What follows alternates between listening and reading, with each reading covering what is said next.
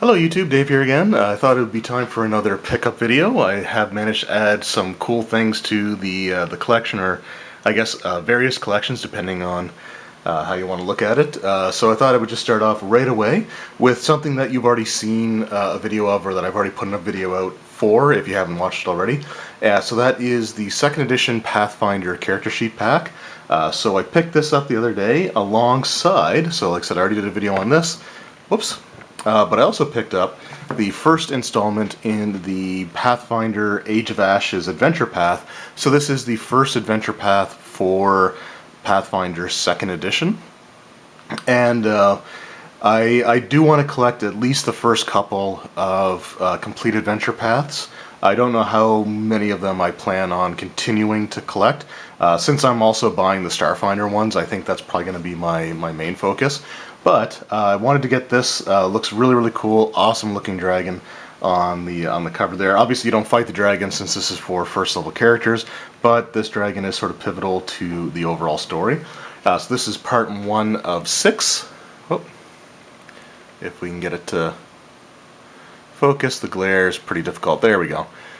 So that's pretty cool. So this is Age of Ashes Hell Knight Hill, which is also, you know, totally awesome. But one thing that bothers me just a little bit is they kept the numbers rolling for their adventure path books. We can get it to, again, if we can get it to focus here. So they kept this the numbers going from the Pathfinder 1st edition adventure paths, which again is understandable, and I know like it makes sense as to why they would do it. But part of me is a little bit bothered by the fact that the first Pathfinder Adventure Path book that I own is number 145. I'm not going to try to collect the original Pathfinder Adventure Paths or anything, but I think it would have been kind of nice for them to have wiped the slate clean with a new edition and start from number 1, since it does have the 2nd edition on there as well. But that's again just mostly to appease my OCD when it comes to collecting RPG stuff, but that's totally fine because it still seems like a really cool adventure. I do plan on running a Pathfinder game starting actually this upcoming Sunday, this upcoming Sunday at the time I'm recording this, which is August 5th, I think is when I'm recording this video. So just in a few days I'll be running my first adventure of Pathfinder 2nd edition. Really looking forward to that, and this is the one that I decided to go with, so really awesome stuff there. Alright, up next is, let's see here, let's go with, so yeah, this is the one I'll go with. So I went into Chapters one day, and for those of you who aren't aware, Chapters is like a big Canadian bookstore chain. I think it's kind of like Barnes & Noble, which I know is a big bookstore chain in the United States. Kind of a similar thing. But they actually had a local author in there promoting one of his books. And, you know, usually they're, you know, not something that I'd be interested in, but as I walk in the door, the guy opens, like his opening line is, "Are you interested in fantasy at all?" And I was like, go on. So we actually had a pretty good conversation. He was an older gentleman. He was probably in his early 60s, I'd say, but really nice guy. And the book that he was selling is The Dragons Unremembered. So this is the first part of what he plans on having as a 3-part series, and it's sort of a local publisher, Cape Split Press, but you know, it was really awesome talking to him. He actually, you know, is into things like Dungeons and Dragons and stuff like that. And the seeds for the story was actually birthed in one of his Dungeons and Dragons games. I haven't had a chance yet to start reading it, but he also did sign the book for me, which is really awesome. So I'm looking forward to actually getting a chance to read this, and I will be doing a book review when I finally get that opportunity, so hopefully that'll be sometime soon. If not, at least I'm hoping to have it done by the end of the year. But really cool stuff, and it was just, you know, again, really nice talking to him. Very pleasant individual, so cannot wait to give this a read. So another thing that I picked up is the Monsters and Creatures.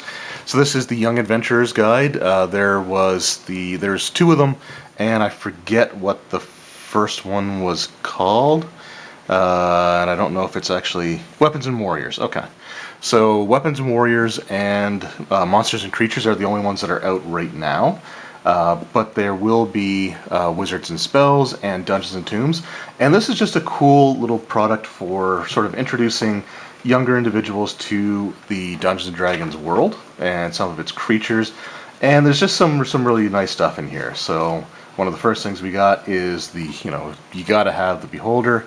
And it's got some cool little things for what to do if you encounter it and what not to do, which I thought was just pretty awesome. We got the Bugbear, the Carrion Crawler, and then of course we have the Flump, which is still one of my favorite useless monsters of all time. Just look how awesome that thing looks. Just a little happy-go-lucky flying jellyfish that makes horrible stink clouds if you scare it, and they become completely and totally helpless if they are flipped over. So just really nice, really cool stuff, and just a lot of cool things in here in general.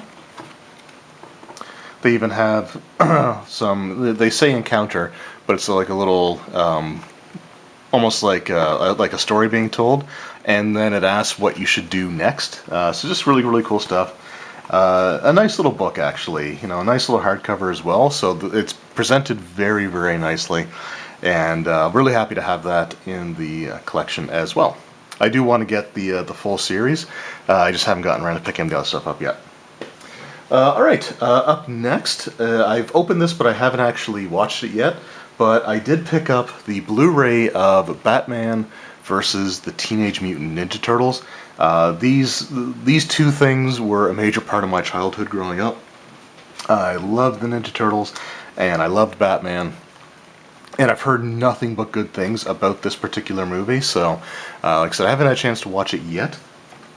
I am hoping to correct that in the very near future, though, and this just looks awesome, and Raphael looks really kind of intimidating in this art style, but really awesome stuff. So cannot wait to actually finally sit down and watch it. Alright, so just two more things left. They are both Dungeons and Dragons related. So the first thing that I picked up, and I wasn't expecting this at all, but we were into EB Games, which is sort of like the Canadian version of GameStop, or the Canadian branch, I guess you could say. And they, normally have like some shirts and stuff like that, which is pretty nice. But they actually had this Dungeons and Dragons hat. And I used to wear hats all the time, just, a few years ago, but back then I had, like, longer hair, and when I got rid of that and started shaving my head, I didn't really wear hats anymore. This is the second Dungeons & Dragons hat that I've seen, but the first one had, like, the D&D logo in this style, so it had... This is the logo that they use for, like, the Menser D&D, so the Beckme version. But it was like a red hat. It had this big like D&D logo, but it had the mesh on the back, and I've never liked those hats. But this one, really cool. So I've been starting to wear that a little bit. But again, just really awesome hat, and I think it only ended up costing me, because I had a sale on it, on like their apparel, I guess, and I think it only ended up costing me like $4 or $5. So really good purchase there. Alright, so the last thing that I have here today, I'm not quite sure if I want to refer to this as a Holy Grail item or not, but it was something that I've always wanted and never actually thought I would get the chance to find. And that is from the store Strange Adventures in Halifax. The box set for the second edition AD&D Birthright campaign setting, and I do plan on keeping the protector on there as well. $20. So they could have charged a lot more for this. I mean, realistically, they probably could have charged $40 to $50 for it, and still, sold it. It may have sat for a little while, but the right person would have come along and picked it up for that price. $20 is what I was buying box sets for, not that I have a lot of them, but is what I was buying box sets for back when I first started collecting, which was back in 2002. So the fact that I could still find this really awesome box set for the same price that I had been paying before just really, really awesome stuff. The box is a little bit dented up, but honestly, it looks to be in pretty good shape for something that came out back in 1995. So this is a 24-year-old box, and it's in pretty decent shape. It has, according to the owner, I haven't actually looked inside the box yet. I will be doing an unboxing video though. That should be up later in the week. But according to the owner, everything that's advertised on the back is in there except for the war chest.